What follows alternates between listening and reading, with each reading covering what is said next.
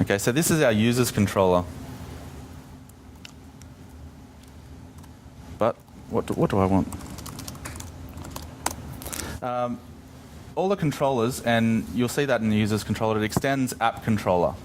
The app controller is provided as an empty class here, just as a point of injection, like I said earlier. So it extends the controller which comes from CakePHP. So what I can do here by defining some components that all my controllers will use is that they'll all be used by all controllers, and what I'm going to add in here is the auth component. The auth component comes with Cake. It requires the session component as well. So I'm going to add the session component too. I'll just have a quick look to see what effect that's had on the site. So I'll just refresh. And I've got a nasty error. Good thing about the errors that come with Cake is they're very descriptive. They help you run through and get things fixed up. So it's telling me the action login is not defined on the user's controller. And it's actually given me some code to put in. Not a lot of code, but it's telling me to create a login function. So I'm going to jump back out, go into my user's controller, and punch in that code. At the moment, it's generating code from CakePHP 1.3, which still has support for PHP 4. So things like visibility on functions and variables are not in there by default. But that's something we've changed in CakePHP 2. But it's also something you can do with bake templates and create templates that bake out PHP 5 only code for you. So that's just something we provide by default to support the complete user base on PHP 4 and 5. So all it's told me to do is create this login function, so I'll do that. I'll refresh. New error, the view for login was not found. Now for a login view, we're probably going to need the username and password in a form. So I'll go and create that. In views, users, login.ctp. I'm going to use the CakePHP form helper to create the form. And that provides us some security through, if we use the security component with Cake, using the form helper will generate things like tokens to prevent against form access from malicious users and all sorts of nice things. So I'm going to create a new form.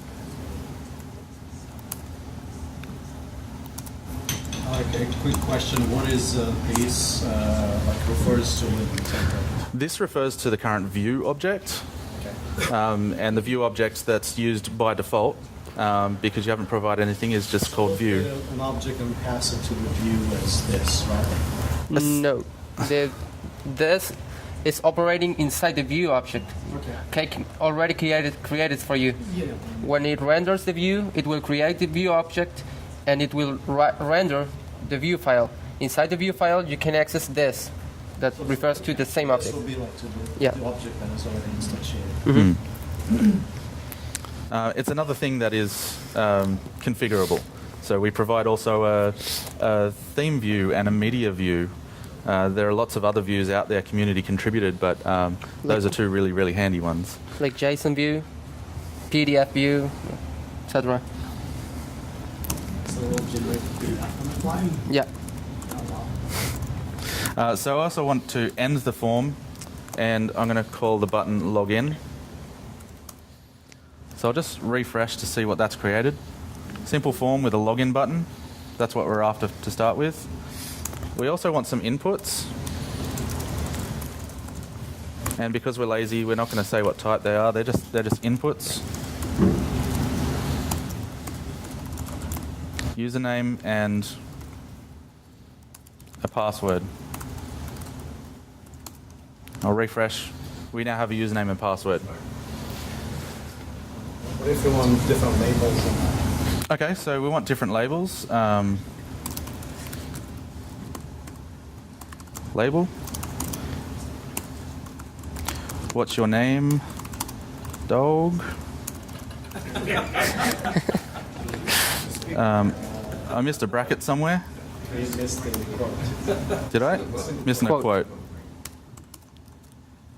So pretty simple to change your labels, and as well as being simple to change your labels, there are shortcuts for things in and around while you're doing this, you're probably going to want to provide things like internationalization at some point, different language support. CakePHP has this nice shortcut function for you to provide for a simple translation.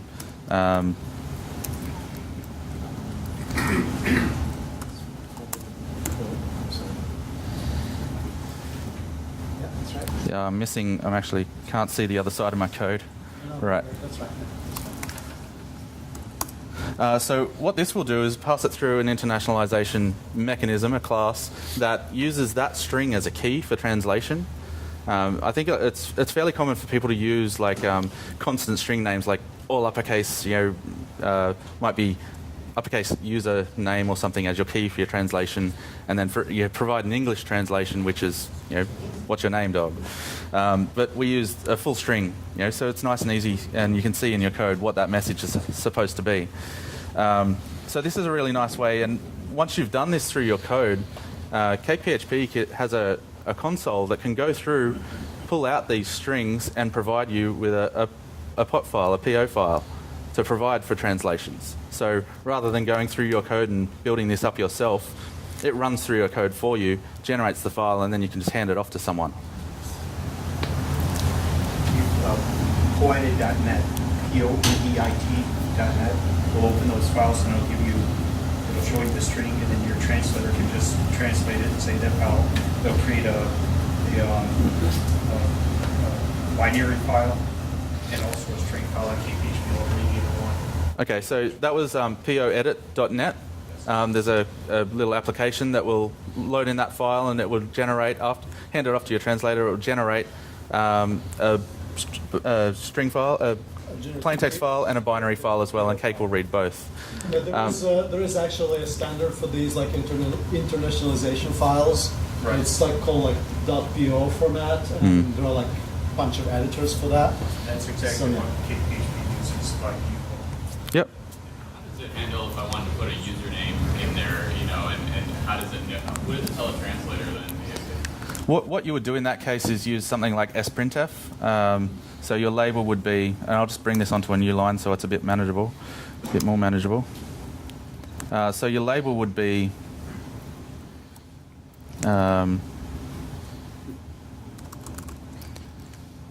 sprintf. I mean, it doesn't make sense in this context, but you'd pass in a string. After true. Yeah. And you'd have a name here. Your name, though. Yeah, so if this was...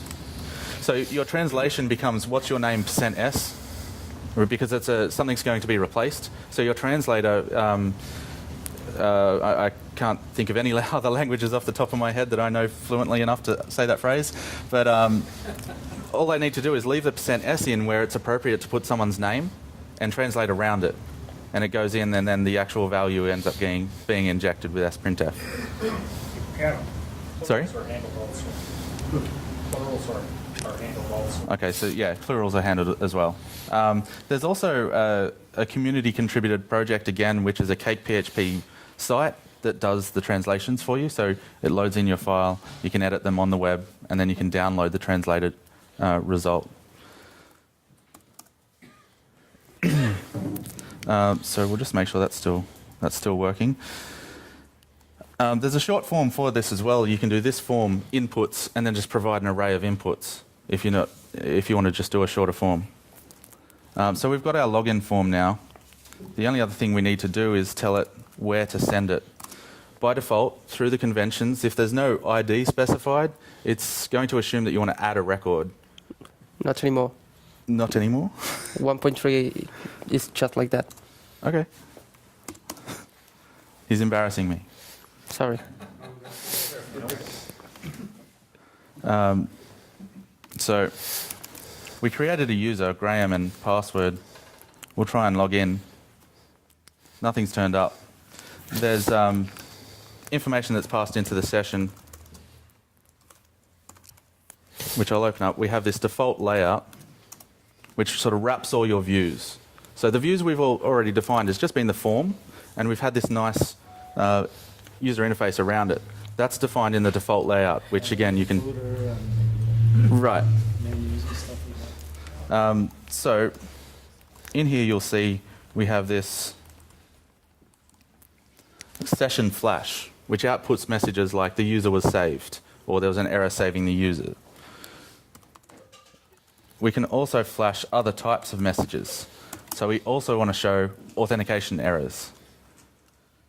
So if I try and log in again, login failed. Okay, the login's failing because when I'm passing in my password, it's now hashing it. And in the database before I created it, it was plain text. So I'll go in and just clear out that data.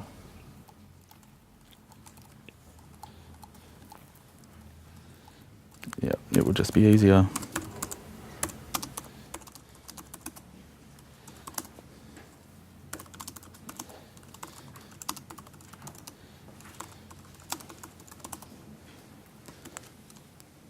Okay, so we've cleared out that information, and I'll just try and go to the user's add action. And I'm not authorized to access that location because I'm not logged in.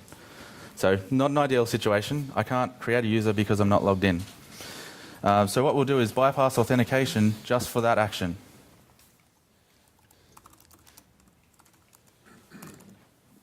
So we'll go into the user's controller. We'll add a method called beforeFilter, which Cake calls before any action. What do I need to do? This auth allow. Call my parents. Mm-hmm. So always call your parents. It's nice to call your parents. So on the authentication component, which we added on the app controller, we want to just tell it that we want to allow the add action.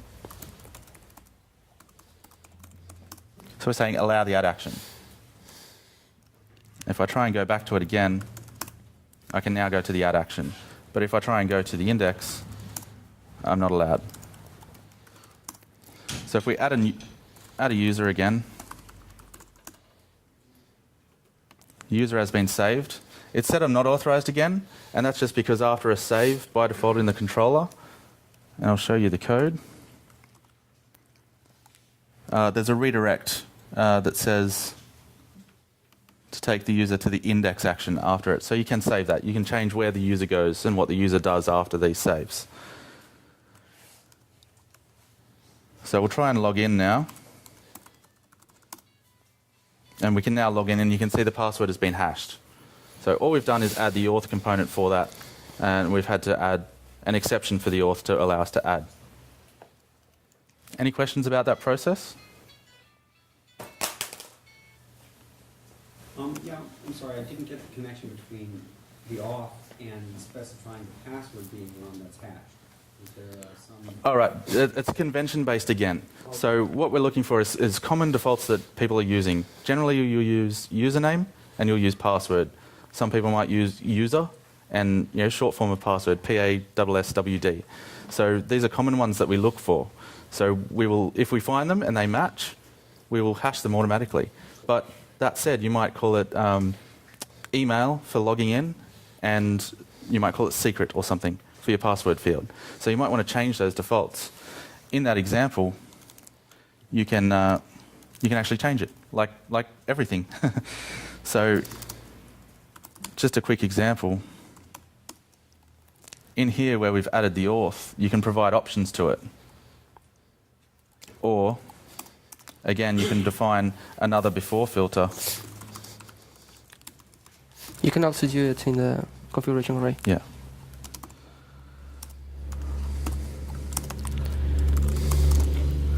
So you can provide options to auth, and you can say the auth fields and match up the username and password fields. So in the case you're using an email, you're saying the username field is email, and the password field is secret.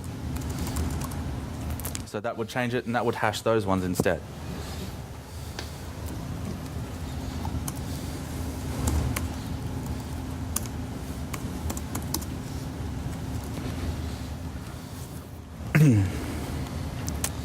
So the other thing I'll add real quick is a logout action.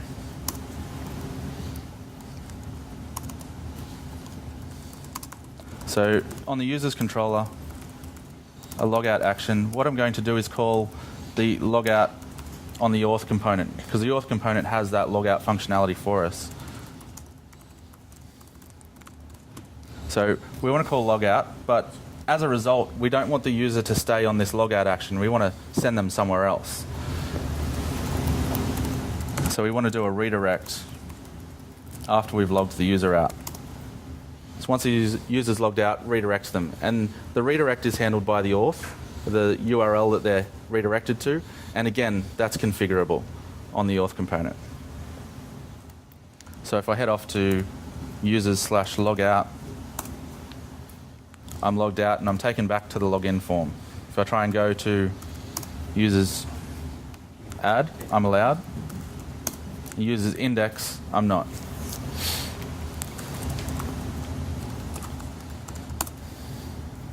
Okay, back to my notes. Any questions before I move?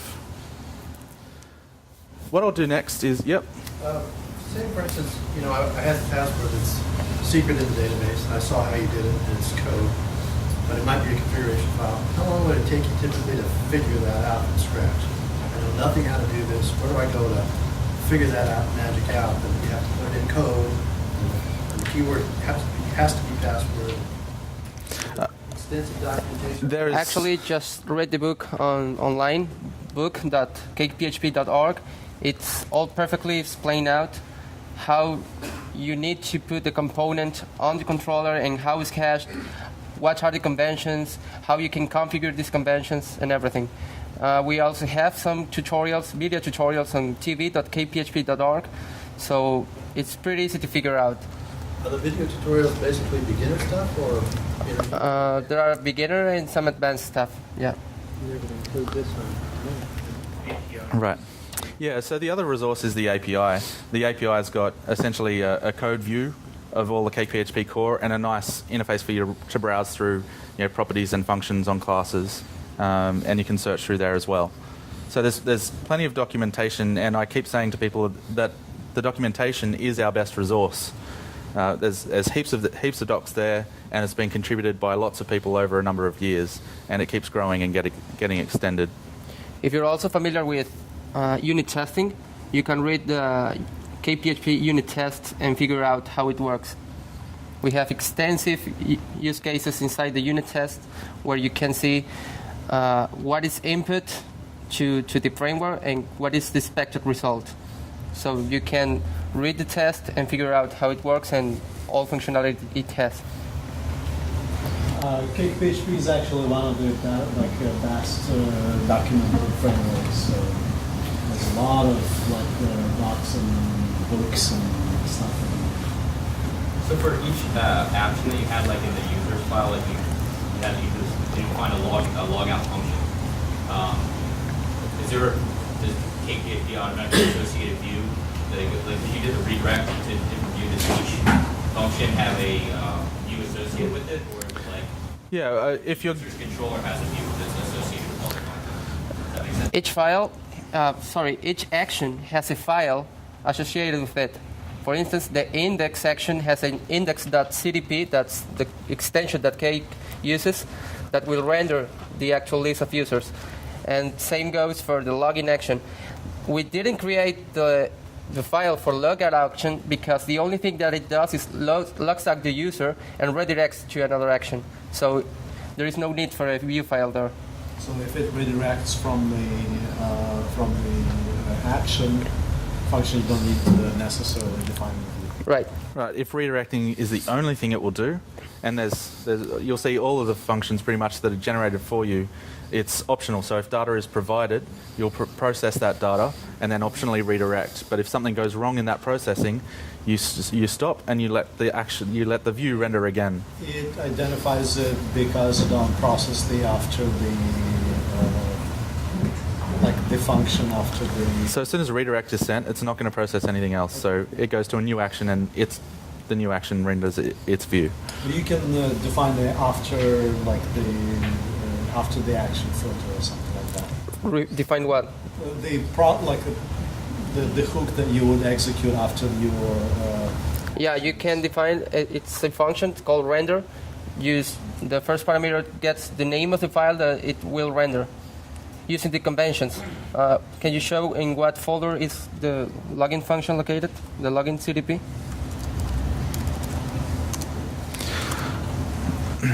The convention is that you have a folder here that matches the controller name. So if you want to, for some reason, render the add function when the login fails, you can do that. Just call render add.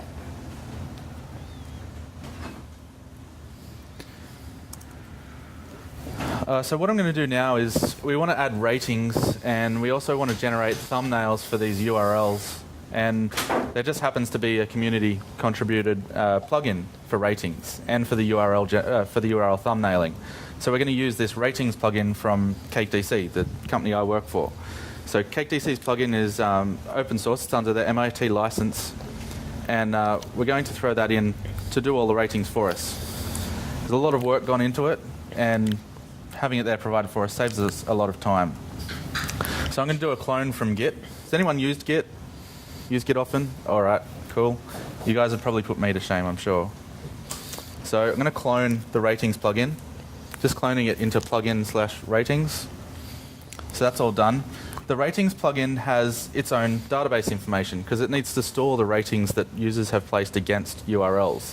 So that information is stored in the ratings plugin in itself, and with the assistance of another plugin called Migrations, we can have it generate the database information for us. So I'm going to add the Migrations plugin as well.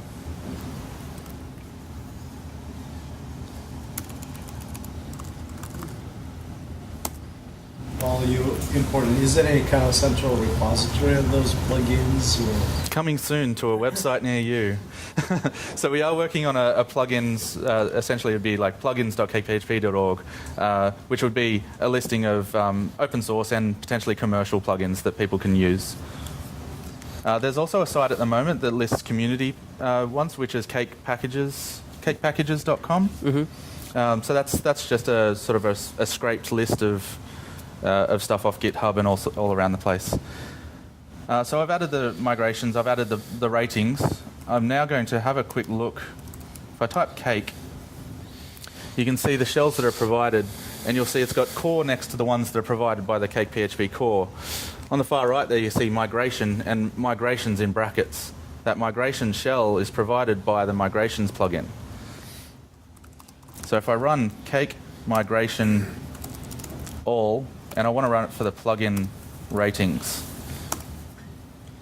So it's run through and it's run one migration to initialize ratings, initialize the ratings schema. Migrations can have many iterations and they can have up and down migrations. The migrations plugin is a really cool way to manage your database. So we'll have a quick look and see what tables we've got now. So it's generated ratings and schema migrations for us. The schema migrations just keeps track of our migrations, where we are in the scheme of things, what ones we've applied and which ones we haven't. And the ratings one stores information about what we're rating, what model it was rated against, and again these created and modified fields that are added in automatically for us. Point out in there that the foreign underscore key is used for the Okay, so you've got ID here, which is the ID for the entry itself. You've got user ID, which links against the user itself. The foreign key and the model match up, so you're specifying the model that was rated and the foreign key for that model. So that'll be storing an ID as well. Theoretically, you could drop the model since it's using the UUID, because every record in the database is unique, not just... Yeah, but, you wouldn't know what table to look in. Right. But you'd have to query against like all the different tables. So we've got the ratings in there, but we haven't actually done anything with it yet. It comes with a component called ratings, funnily enough. So we want to rate URLs. We're going to add the ratings component to the URLs controller.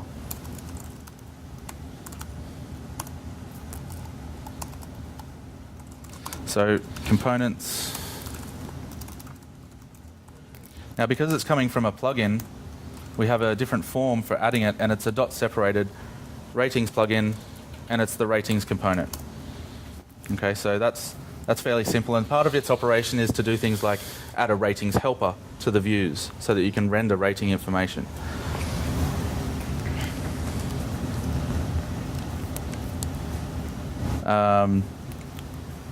I don't normally do this during demos, but I do have a bit of code I'm going to dump in. The reason I'm doing this is it just does some averaging of the ratings, checks to see if the user is rated. So if this rated information, and it's getting it from all the ratings that have been fetched from the database, if it's empty, it's going to generate a rating display. And it's passing in information like the type of rating is radio. We've got 5 stars, so 5 options. And we're creating a form passing in here. So should the user have rated, we're actually going to echo out the average of ratings. So this is all just in here at the moment, just so it's in one place and nice and easy to see. You could and probably should put that into a model. But in here it's nice and easy to see in one place. So what I'm going to do is add that to the end of the URL's view.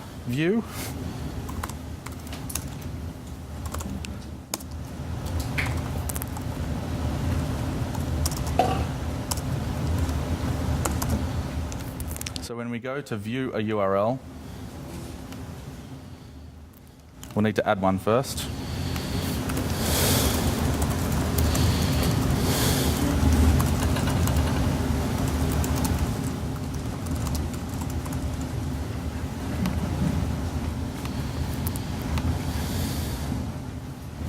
Okay, so we've got a nasty error, but I'll explain that in a second. We've got the ratings form there, which has been provided by the ratings helper. The auth user variable it's looking for needs to be added so that we know what user is authenticated. We'll add that in our app controller so that information is available to us all the time.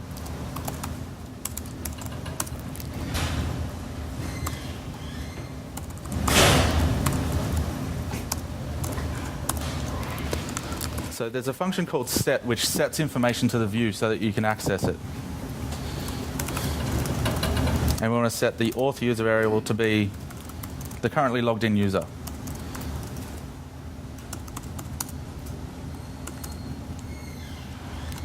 We'll refresh, and that error's gone away. So it knows what user is there now, and it's got that information to check against whether or not they've voted. So we'll go through and add a rating of 5.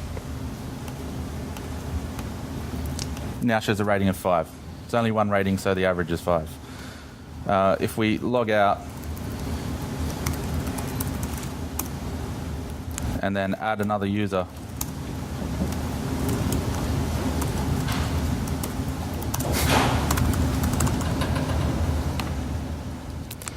and we'll log in.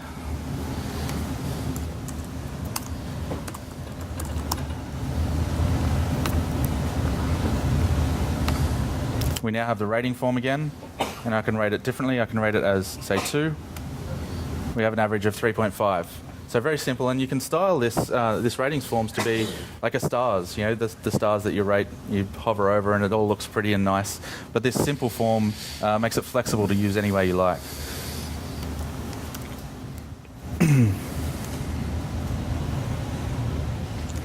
Okay, so the next step we'll do is to generate a thumbnail for it. There's a free service called Thumboo, which I'm using. It generates website thumbnails for you. It takes a little bit of time to do, but it's got a nice little animation to fill the gap, and that's provided by another plugin. We'll go through and add that in. So the plugin that this one's coming from is called Goodies. It's just a sort of a dumping ground of fun stuff. So I'll clone that into the plugins again.